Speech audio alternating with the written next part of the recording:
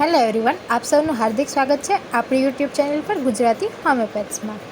તો આજે હું લઈને આવી રહી છું આપણા નેક્સ્ટ વિડીયો. એ છે scope and limitation of homoeopathic materia મેડિકા.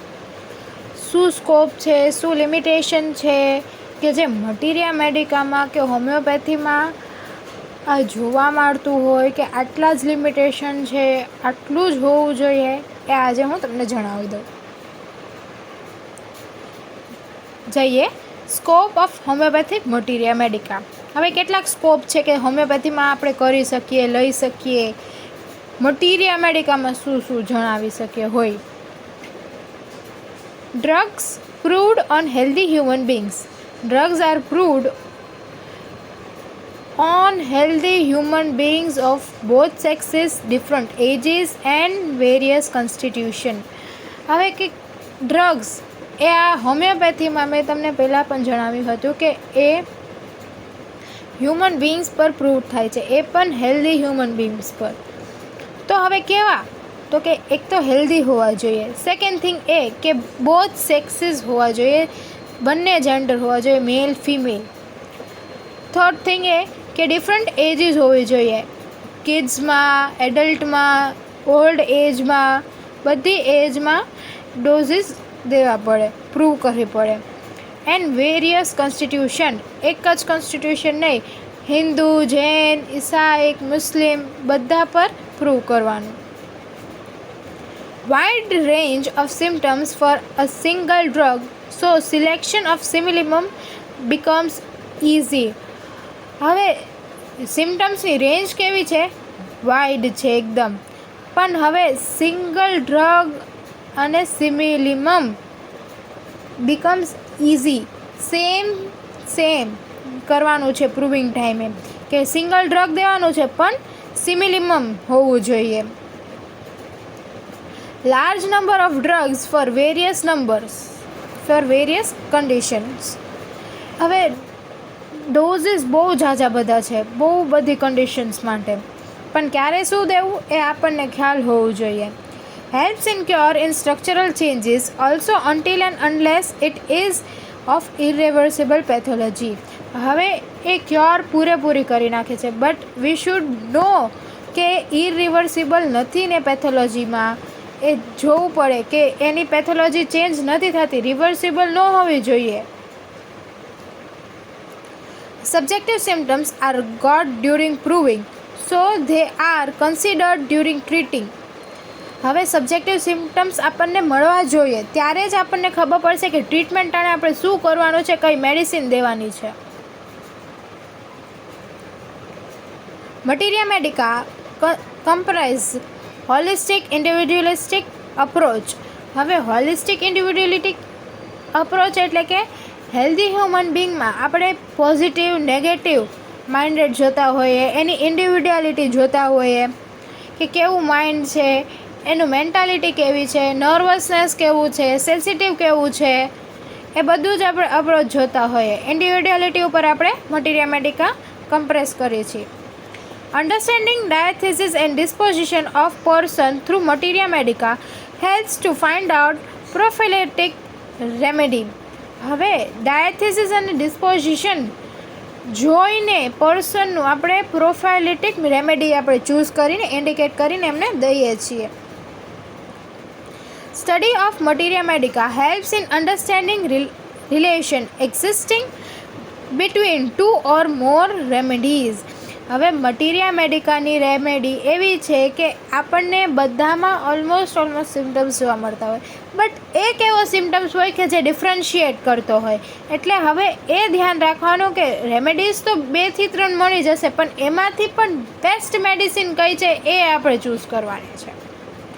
Study of materia medica helps in miasmatic evolution of person as well as drug. શું હેલ્પ કરે છે? તો કે મિયાઝમ ઇવોલ્યુશન ઓફ અ પર્સનમાં ડ્રગને એકદમ જાણવા મળે છે. મિયાઝમથી આપણે ડ્રગ મેડિસિન ઇન્ડિકેટ કરીએ છીએ. Study of materia medica helps in formulating questions in case taking. શું કામ કરે છે કે કેસ ચેકિંગ આપણે જ્યારે લેતા હોય ને ત્યારે ક્વેશ્ચન જે આપણે પૂછીને એટલે આપણને એ એક ઇઝી વેમાં એનાલિસિસ કરવામાં સહેલું પડે. હવે જઈશું limitation of homoeopathic materia medica. કેટલાક લિમિટેશન છે હોમિયોપેથીમાં. Every science has some limitations. બધી જ વસ્તુમાં લિમિટેશન હોય છે. Homoeopathy is not an exception. એક એક્સેપ્શન નથી. The true understanding of scope and limitation of materia medica has the homoeopathic physician to be more confident on the efficacy of prescribed medicine. હવે જો scope and limitation જાણવાનો શું ફાયદો છે તો કે ફિઝિશિયનને એ ફાયદા આવશે કે એફિકેસી જે મેડિસિન પ્રિસ્ક્રાઇબ કરશે ને એ ટાઈમે એમને ખબર પડશે કે ક્યાં લિમિટેશન્સ છે.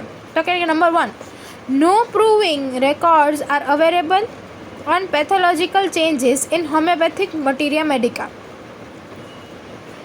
કોઈ એવા રેકોર્ડ નથી કે જે પેથોલોજીકલ ચેન્જીસ હોમિયોપેથિક મટીરિયા મેડિકામાં જોવા મળે. There is no medicine which has been proved upon the production of pathological changes in proper application on these drugs. હવે પેથોલોજીકલ ચેન્જીસ એટલે કે જ્યારે સફરિંગ હોય, ડિઝીઝ હોય ત્યારે પ્રૂવ નથી કરવામાં આવ્યું, એટલે એ કોઈ જાતનું એવો પ્રૂવિંગ નથી આવતો. Very often we come across few pathological symptoms. There is no special proving of dynamic drug with an intention to get pathological changes. Pathological symptoms are not much characteristic. હવે પેથોલોજીકલ સિમ્ટમ્સ સામે આપણે જાજી drugs prove નથી કરી, અમુક જ prove કરેલી છે, એટલે ત્યારે અમુક ડાયનામિક ડ્રગનું ઇન્ટેન્શન પેથોલોજીકલ ચેન્જીસ આપી દે, એટલે એ ટાણે કરી નથી શકતા આપણે. એક્ઝામ્પલ છે, કમ્પ્લીટ ઓપ્ટિક એટ્રોફી હોય ત્યારે એડવાન્સ મેલિગ્નન્સી હોય ત્યારે આપણે હોમિયોપેથી દઈ ન શકીએ. Second point, it is unimaginably vast. Nobody can remember all the symptoms. હવે હોમિયોપેથી એટલું વાસ્ટ સબ્જેક્ટ છે કે કોઈ પણ આ વસ્તુ આ સિમ્ટમ્સ એટલા બધા રિમેમ્બર જ ના કરી શકે, યાદ જ ન રાખી શકે. તો એક્ઝામ્પલ છે કે drug like Apis has covered 64 pages in Hering's guiding symptoms. Sulphur covered 99 pages in Allen's encyclopaedia. હવે જો એક મેડિસિન 64 પેજીસ કવર કરે છે, એપિસ મેલિફિકા. હવે સલ્ફર 99 પેજીસ કવર કરે છે એલેન્સ એન્સાઇક્લોપીડિયામાં. તો હવે આટલા બધું જ સિમ્ટમ્સ, ગાઇડિંગ સિમ્ટમ્સ એ ફિઝિશિયન યાદ ન રાખી શકે, because it is a very vast subject. Third point, in cases of acute emergencies. હવે જ્યારે એક્યુટ ઇમરજન્સી આવે કે કાર્ડિયક એરેસ્ટ આવે છે, હાર્ટ એટેક આવે છે, ત્યારે હોમિયોપેથી ઇન્ડિકેટ ન જ કરી શકીએ આપણે. આ એનું લિમિટેશન ત્યાં આવી જઈએ છે. Fourth point, certain drugs which are partially proved rare remedies, so utilization becomes difficulty. હવે અમુક ડ્રગ્સ એવા હશે કે જે પાર્શિયલી પ્રૂવડ થયા હોય ત્યારે એ ડ્રગ દેવામાં ડિફિકલ્ટી આવશે. આ એનું લિમિટેશન છે.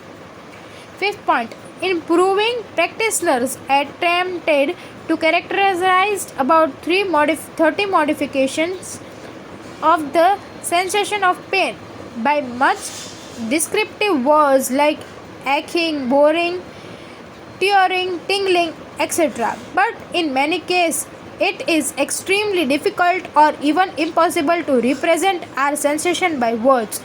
હવે અમુક એવી વસ્તુ છે કે જ્યારે મોડિફિકેશન ઓફ સેન્સેશન પેન આવે ને ત્યારે આપણે એકિંગ છે, બોરિંગ, ટેયોરિંગ, ટિંગલિંગ એવા વર્ડ્સ યુઝ કરતા હોય, પણ રિપ્રેઝન્ટેશન ટાઈમે આનાથી પણ વધારે વર્ડ્સ છે કે જે આપણને ખુદને પણ ના ખબર હોય, એ ઇમ્પોસિબલ છે. Sixth point, many of our provers were non medical men, so most of the symptoms lack authenticity.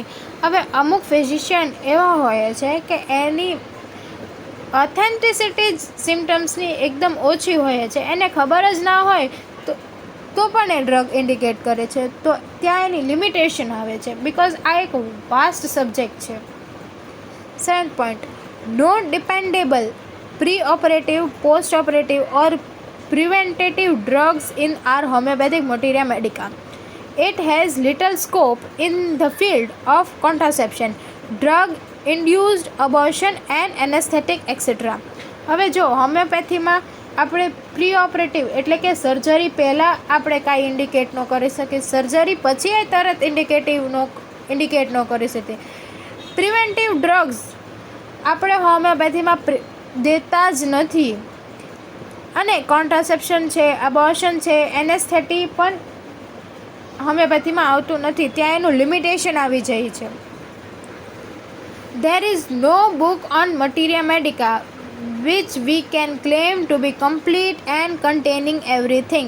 હવે હોમિયોપેથીમાં એક એવી બુક છે જ નહીં પ્રોપર કે જે આપણને બધી જ નોલેજ આપી દે. મટીરિયા મેડિકાની બધામાં અલગ અલગ વસ્તુ છે, સિમિલર હોય બટ થોડું ઘણું તો અલગ હોય જ.